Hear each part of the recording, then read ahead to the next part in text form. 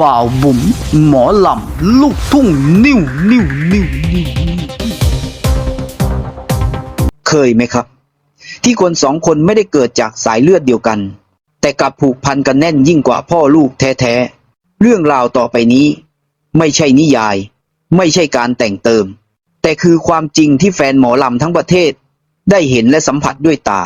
จากวันที่บอสโจตัดสินใจรับเด็กสาวคนหนึ่งไว้เป็นลูกบุญธรรมไม่มีใครคาดคิดว่านั่นจะเป็นจุดเริ่มต้นของความสำเร็จความเจริญและการเกื้อหนุนซึ่งกันและกันอย่างน่าอัศจรรย์วันนี้สาวน้อยเพชรบ้านแพง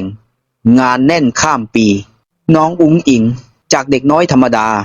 กลายเป็นเสาหลักของวงทุกก้าวที่เดินทุกเวทีที่ยืนเหมือนมีพลังบางอย่างคอยผลักดันอยู่เบื้องหลังเรื่องราวทั้งหมดนี้กำลังจะถูกเล่าให้คุณฟังแบบละเอียดทุกแง่มุมว่าทำไมใครหลายคนถึงพูดเป็นเสียงเดียวกันว่าสองคนนี้เกิดมาเพื่อเกื้อหนุนกันจริงๆถ้าคุณคิดว่านี่เป็นแค่เรื่องบังเอิญขอให้ฟังต่อไปจนจบครับแล้วคุณจะเข้าใจว่าบุญวาสนาและความกตัญญูมีอยู่จริงสวัสดีครับแฟนเพลงแฟนหมอลำทุกท่านวันนี้บ่าวบุ๋มหมอลำลูกทุ่งนิวจะพาทุกท่าน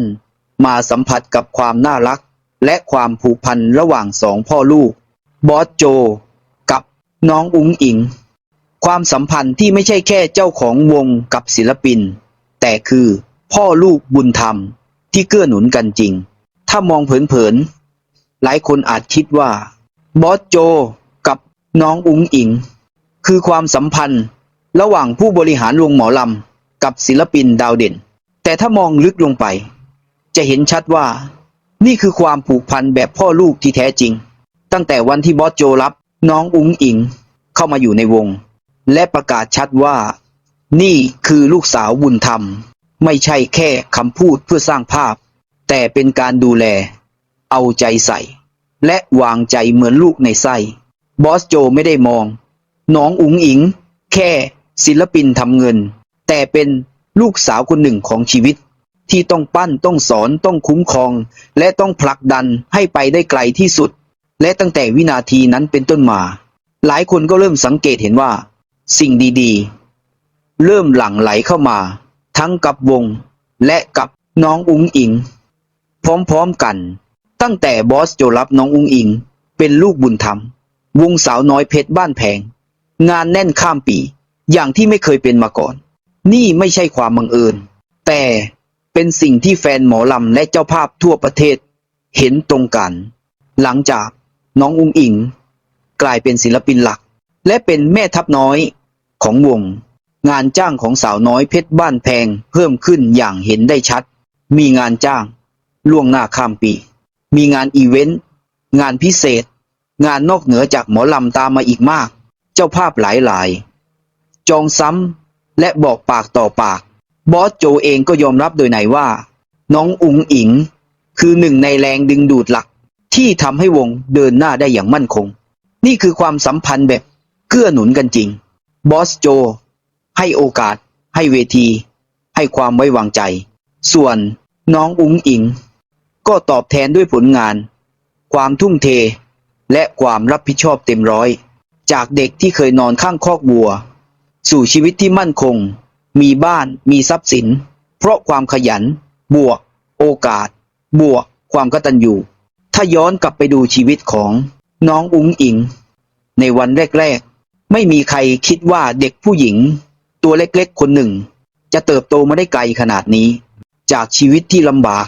จากวันที่ต้องนอนเรียบง่ายอยู่กับวิถีบ้านนาวันนี้น้องอุ๋งอิ๋งมีบ้านราคาหลายล้านความมั่นคงในชีวิตเงินมาลัยจาก FC แฟนคลับทุกวัน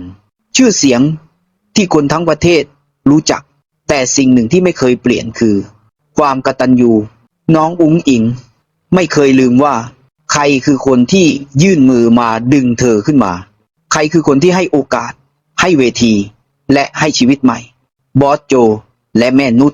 จึงไม่ได้เป็นแค่ผู้ใหญ่ในวงแต่คือพ่อกับแม่ที่น้องเคารพจากใจจริงเวลาพ่อโจอยู่หน้าเวที น้องอุ๋งอิงจะแสดงออกมาเต็มร้อยความมั่นใจมันต่างอย่างเห็นได้ชัดแฟนคลับหลายคนสังเกตตรงกันว่าถ้าวันไหนพ่อโจอยู่หน้าเวทีการแสดงของน้องอุ๋งอิงจะพิเศษกว่าปกติร้องเพลงมั่นใจปล่อยพลังเต็มที่กล้าโชว์กล้าเล่นกล้าใช้ความสามารถแบบสุดทางเพราะสำหรับน้องการมีพ่อโจอยู่ตรงนั้นคือการมีหลักใจและความอุ่นใจนี่คือความสัมพันธ์ที่เงินซื้อไม่ได้เป็นความผูกพันที่เกิดจากความไว้ใจความรักและความผูกพันจริงๆจากเด็กน้อยจอมซนสู่ผู้หญิงที่แบกรับความรับผิดชอบทั้งวงและบอสโจวางใจได้เต็มร้อยวันนี้บอสโจสามารถไปทำธุระหรือไม่อยู่ดูแลวงได้แบบสบายใจเพราะรู้ว่ามีน้องอุ๋งอิงอยู่ให้น้องดูแลวงแทนได้มอบหมายงานใหญ่ได้ไว้วางใจโดยไม่ต้องกังวลน้องอุ๋งอิงไม่เคยบ่นไม่เคยปฏิเสธหน้าที่ไม่ว่าจะเป็นเรื่องบนเวทีหรือหลังเวทีเธอทำทุกอย่างด้วยหัวใจของลูกที่อยากตอบแทนพ่อและนี่คือเหตุผลที่หลายคนเชื่อว่าสองคนนี้ไม่ได้มาเจอกันโดยบังเอิญบางทีในชาติปางก่อนอาจเคยเป็นพ่อลูกกันมาแล้วและทำบุญร่วมกันมามากชาตินี้จึงได้กลับมาเกื้อหนุนกันอีกครั้งบอสโจกับน้องอุ๋งอิงไม่ใช่แค่ผู้บริหารกับศิลปินแต่คือพ่อลูกบุญธรรมที่เกิดมาเพื่อเกื้อหนุนกันสาวน้อยเพชรบ้านแพงมีแต่จะดังขึ้นเรื่อยๆและน้องอุ๋งอิงก็เติบโตขึ้นเป็นศิลปินที่ทั้งเก่งทั้งกตัญญูและน่าเคารพใครที่ติดตามเรื่องราวนี้อยู่ลองคอมเมนต์บอกหน่อยครับคุณคิดว่าบุญเก่ามีจริงไหมและคุณเห็นความผูกพันของพ่อลูกคู่นี้เหมือนกันหรือเปล่าพิมพ์ความคิดเห็นไว้ใต้คลิปนี้ได้เลยเพราะเรื่องราวดีๆแบบนี้ยิ่งแชร์ยิ่งส่งต่อยิ่งมีคุณค่าสุดท้ายนี้ถ้าคุณชอบคลิปนี้ก็อย่าลืมกดไลค์กดแชร์กด Subscribe เพื่อเป็นกำลังใจให้กับทีมงานเราด้วยนะครับหนาวลำปางขาวมากบ่ลำปางหนาวมากเชียงใหม่เชียงรายนะครับพะเยาน่านเชียงใหม่เชียงรายพะเยาน่านเรียบร้อยแล้วเซ็นสัญญาเรียบร้อยแล้วไอ้ละครับไม่พอใช้น้ำแมวโอ้ยอันสี่ร้อย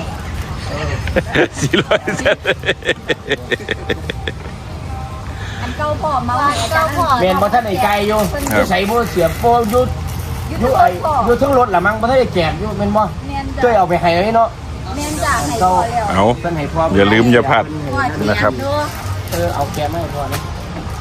งานบัตรนี่แหละมาถึงกลุ่มปิดมีถึงบัตรแข็งแฟนๆภาคเหนือนะครับเจอกันครั้งแรกตั้งแต่บอสโจบริหารวงมาเลยชุดเหนือตินี่ใช้เช้าเขาไหมเช้าดอยไหมลูกใช้ทีละมือละชุดไหม